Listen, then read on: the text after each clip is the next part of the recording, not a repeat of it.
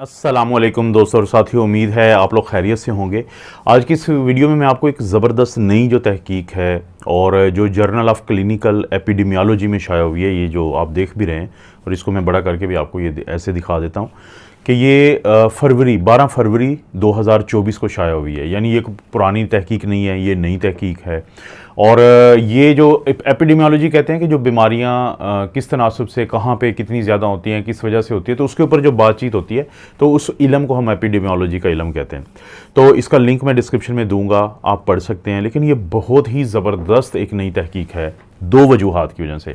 एक तो यह कि ये रेड मीट के ऊपर है। आपको पता है अक्सर मैं वीडियो में अपने तीनों चैनल और ख़ास तौर पे जो मेरा बड़ा चैनल है doctor Afzal critical care medicine, उसमें मैं जिक्र करते हुए नज़र आता हूँ कि एक जंग चली हुई है वेजिटेरियन यानी कि जिन्हें सब्ज़ी खोर कहते हैं उनके दरमियान, और कार्निवोर्स जो गोश्त खाने वाले लोग होते हैं तो उनके दरमियान। ये एक जिसमें दोनों जो साइड्स होती हैं वो अपने अपने हक में दलील देती हैं। तो ये जो वीडियो है ये गोश्त यानी रेड मीट जो है, जैसे मटन है, बीफ है, बड़ा और छोटा गोश्त जिसको हम कहते हैं गाय का या फिर बकरे का गोश्त, तो ये उसके ऊपर एक तहकीक है।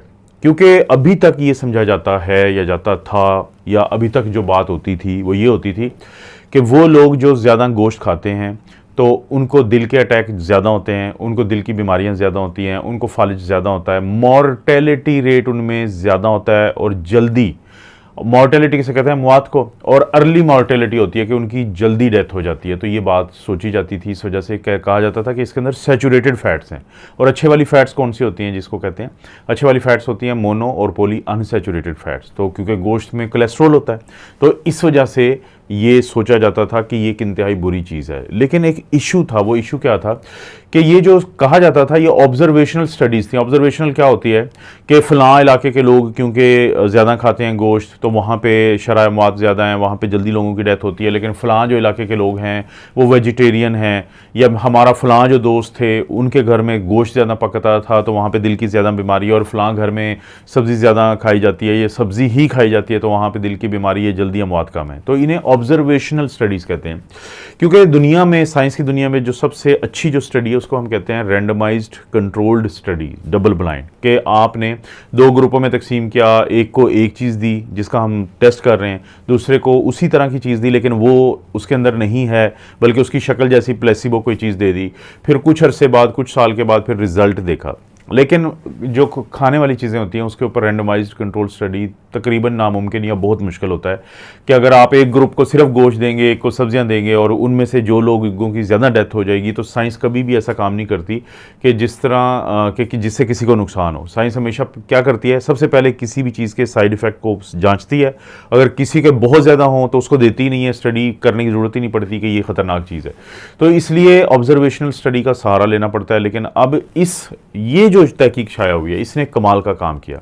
इसने ये किया कि कंप्यूटर का दौर है और इसने बहुत ज़्यादा स्टडीज़ को, 15 जो स्टडीज़ थी, एक की बात नहीं की, दो की बात नहीं की, बल्कि 15 जो स्टडीज़ हैं उनका कंप्यूटर की मदद से मुख्तलिफ़ किस्म के तज्ज़ियात किए, एनालिसिस किया। यानी आपको पता है आज कंप्यूटर का दौर है, कंप्यूटर बड़े बड़े कामों को मिनट्स में कर देता है, सेकंड्स में कर देता है, घंटों में कर देता है, जो पहले शायद साल में जाके कंप्लीट होते थे। तो जब कुछ मॉडल बना लिए जाते हैं तो उसके हिसाब से किसी चीज़ का तज्ज़िया किया जाता है।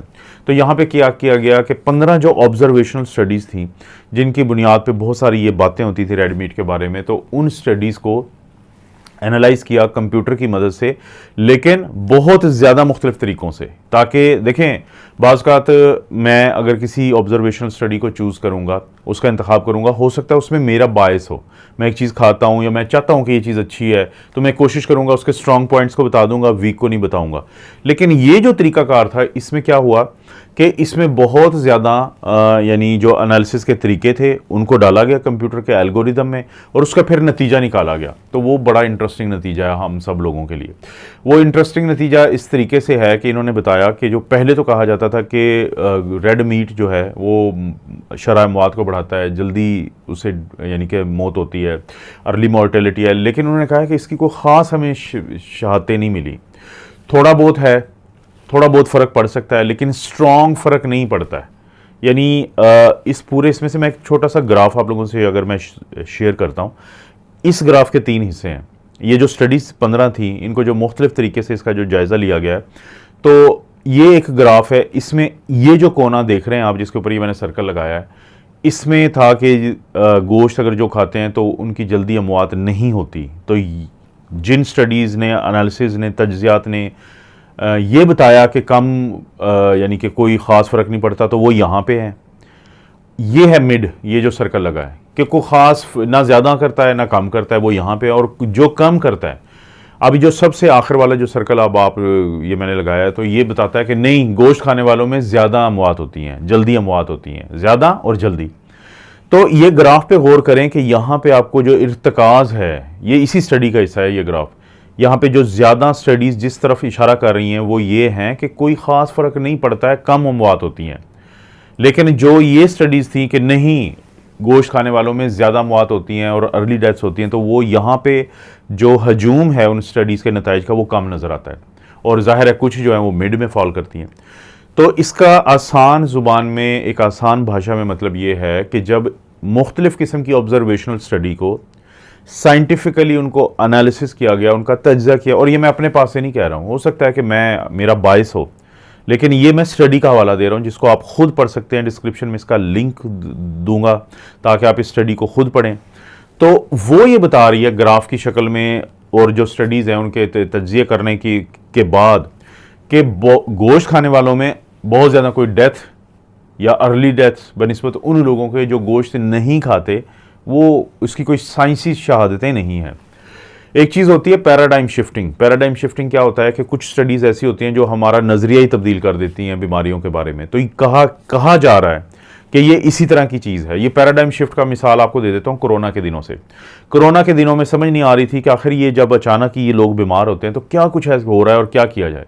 तो अचानक ही एक स्टडी ने बताया कि जब आप स्टीरॉयड देते हैं, कि जब कोरोना का बहुत ज़्यादा अटैक हो जाता है और आपका मुदाफ़ित निज़ाम हमला कर देता है आपके फेफड़ों पे, तो आप स्टीरॉयड देंगे तो उससे फ़ायदा हो जाता है। तो इससे पैराडाइम शिफ्ट हुआ कि स्टीरॉयड को शामिल कर लिया गया। ना सिर्फ ये कि कोरोना के दिनों में, बल्कि अब हमारी जो नई किताबें आती हैं वो हमें ये बताती हैं कि किसी का गला बहुत ज़्यादा ख़राब हो जाए, पक जाए, तो वहाँ पे स्टीरॉयड कुछ दिन के लिए देने का फ़ायदा, ये अब डॉक्यूमेंटेशन है।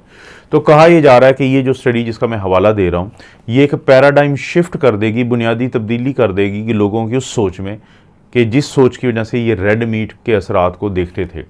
क्योंकि जब आप इलाके एक ख़ास मुल्क से ताल्लुक़ रखते हैं तो आपका नज़रिया कुछ और होता है, एक ख़ास फेथ से आपका ताल्लुक़ है तो आपका नज़रिया कुछ और होता है, एक ख़ास कल्चर से आपका ताल्लुक़ होता है तो आपका नज़रिया कुछ और होता है। कि बाज़ लोग गोश्त को पसंद कर रहे होते हैं, बाज़ लोग सब्जियों को पसंद कर रहे होते हैं। लेकिन इस बारे में जो साइंसी शहादतें होती हैं उनका इन चीज़ों से ताल्लुक़ नहीं होता, उनका होता है शहादत से, एविडेंस से, रिज़ल्ट से। एक चीज़ है एसोसिएशन, कोरिलेशन, रिज़ल्ट। कोरिलेशन होती है कि बाज़ औक़ात लोग जो गोश्त ज़्यादा खाते हैं, हो सकता है कि वो एक्टिविटी भी ज़्यादा ना करते हों, उनकी ज़िंदगी में और बड़े मसले हों, शुगर हो, ब्लड प्रेशर हो, तो ये कह देना कि गोश्त की वजह से उनको कुछ हुआ है तो मसला है। लेकिन जब आप बाकायदा स्टडी करते हैं रैंडमाइज्ड कंट्रोल, तो आप उसी किस्म के लोगों को दो ग्रुपों में तकसीम करके एक चीज़ इंट्रोड्यूस करवाते हैं, गोश्त खाना। तो ये बड़ी अच्छी स्टडी है, ये आपने ज़रूर कोशिश करनी है पढ़ने की, इसको समझने की। और आपको पता है इस चैनल पे भी ये चीज़ें मिलती रहती हैं, लेकिन मेरा मेन चैनल है doctor Afzal critical care medicine, जहाँ पे रोज़ाना की बुनियादों पे मैं वीडियोस डालता हूँ। तो ज़रूर आपको उसको विजिट भी करें और सब्सक्राइब भी करें। आप अपना और अपनी फैमिली का ख्याल रखें। अल्लाह ताला आपको और आपकी फैमिली को हर किस्म की बुराई, बीमारी और आजमाइश से महफूज रखें।